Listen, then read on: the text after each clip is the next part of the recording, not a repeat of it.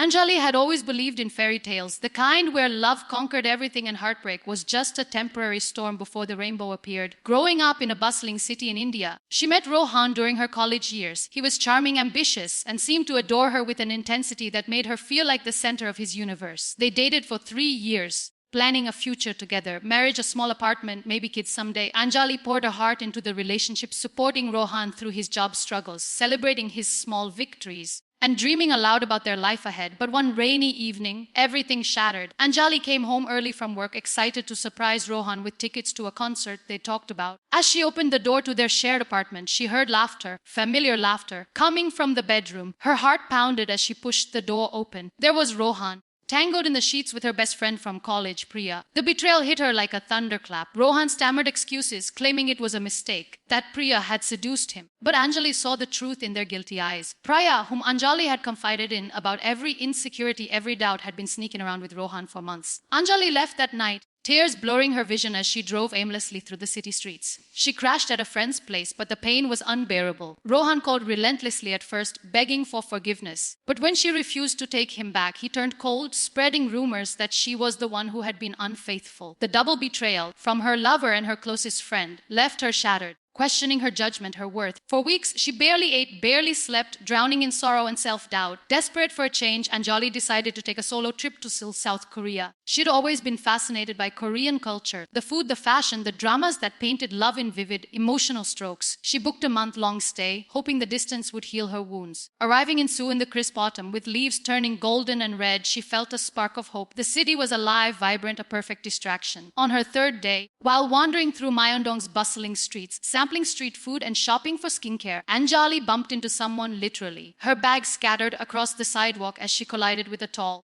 "Oh, I'm so sorry," she exclaimed in English, flustered. The man smiled, his eyes crinkling warmly. "No problem at all. Let me help." He knelt down, gathering her things with ease. His voice had a gentle Korean accent, and he introduced himself as Lucky, his English name, given because his friends said he was always fortunate in life. His real name was Min-joon, a 28-year-old graphic for a tech company in Gangnam. Lucky insisted on buying her a new coffee to replace the one he'd spilled. They ended up chatting at a nearby cafe. Anjali found herself opening up a little, laughing at his jokes about Seoul's crazy traffic and hidden gem eateries. He was kind, attentive, without the overpowering charm Rohan had used to mask his deceit. Lucky shared stories of his own. A recent breakup with a long-term girlfriend who had left him for someone wealthier. It hurt, he admitted quietly, but it taught me to value honesty above everything. Over the next weeks, their chance meeting turned into daily adventures. Lucky showed Anjali the real Seoul, quiet hikes in Bukasan National Park, late-night pujangmacha tents with sizzling tteokbokki and soju, hidden bookstores in Hongdae filled with manhwa and novels.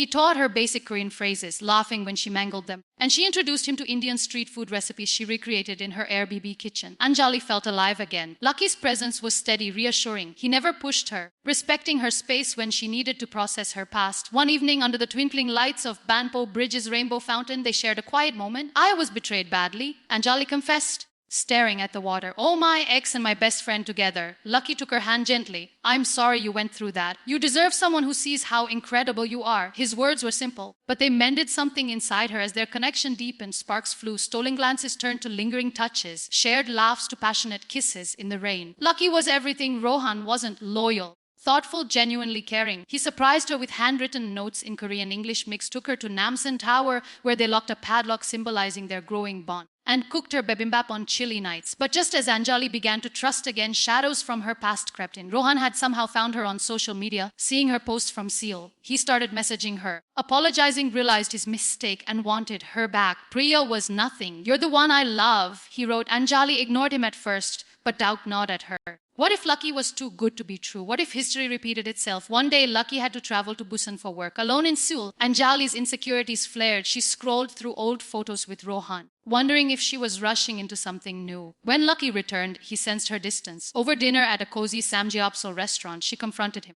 "How do I know you won't hurt me like he did?" Lucky's eyes filled with sincerity. "Because I know what betrayal feels like too. My ex left me feeling worthless. But with you, Anjali, I feel whole. I won't play games. I promise to always choose you." Tears streamed down her face as she realized he was different. That night, they confessed their love under a blanket of stars from the rooftop of his apartment. Their relationship blossomed into something beautiful, passionate yet grounded, filled with mutual respect. Months passed. Anjali extended her stay, finding freelance work as a content writer for travel blogs. Lucky supported her dreams, even helping her pitch ideas. They faced small challenges, cultural differences, language barriers, but tackled them together, growing stronger. Then drama struck again. Rohan, unable to let go, flew to Seoul unannounced. He tracked her down through mutual friends and showed up at her cafe hangout. Anjali, please, I've changed. Come back home, he pleaded, causing a scene. Seeing the confrontation. Instead of anger, he calmly stood by her side. She doesn't want this. Respect her choice, he said firmly to Rohan. Rohan sneered. Who are you? Her rebound. Anjali stepped forward, her voice steady for the first time. No, he's the man who showed me what real love is. You betrayed me, Rohan. You and Priya destroyed my trust. But I've healed. And it's defeated. Rohan left, finally accepting it was over. In the aftermath, Anjali and Lucky's bond deepened. They traveled together to Jeju Island's black sand beaches, where they whispered promises to cherry blossom festivals in spring hand in hand. Lucky proposed 1 year later on the Han River cruise under fireworks. Anjali, you turned my luck into destiny.